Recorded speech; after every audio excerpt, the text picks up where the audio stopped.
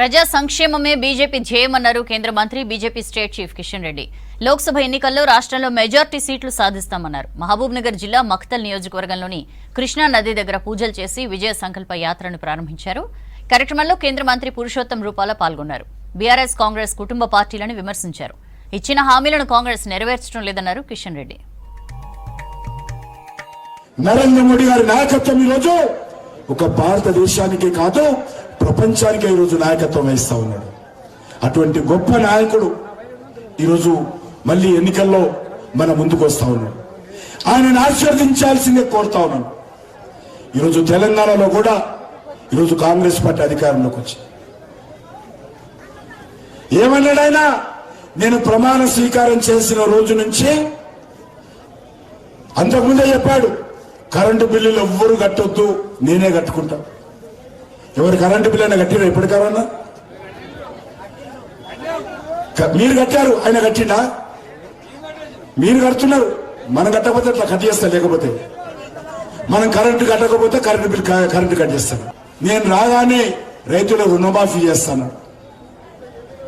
నేను రాగానే ఎకరానికి 10,000 ఇస్తాను, 15,000.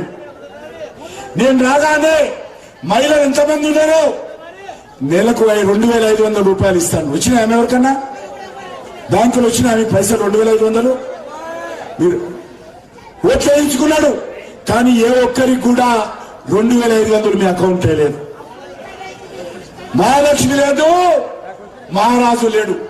వాళ్ళు మాత్రం కాంగ్రెస్ నాయకులు మాత్రం కాలు మీద వారు దాపుకొని మహారాజులకు కూర్చున్నారు.